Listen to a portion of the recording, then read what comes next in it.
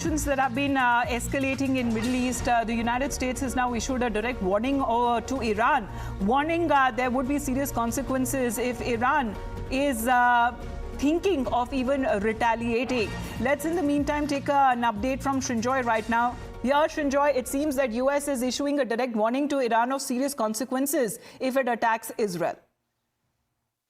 Well, first of all three organizations that Israel is at war with, the Hamas, the Hezbollah, and Houthi, have Iranian connections, is what the West says.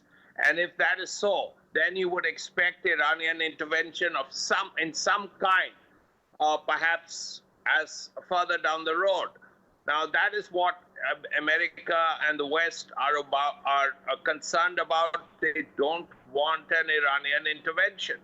And if Iran does intervene, the war becomes much wider, much more serious, much more difficult to control. So that is why the warning has come, because Iran could well do a few other things too. Whether Iran has a nuclear capability or not is still not certain. The general belief is that Iran does not have nuclear weapons, but how close they are to one is something that is no one is very certain about, which is why the warning.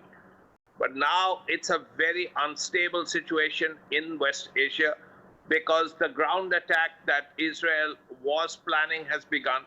It's a limited ground attack, even though President Biden had warned against it. He had told the Israelis, and Netanyahu particularly, not to do it. He had also told the Hezbollah to refrain, but it has gone ahead nevertheless. How it works out remains to be seen because Israel is still fighting a ground war in Gaza against the Hamas. Well, so that is how the situation seems to be escalating. As Srinjoy is pointing out, the Israeli Defense Forces initiating ground invasion into southern part of Lebanon. As they say, they are targeting Hezbollah's military infrastructure.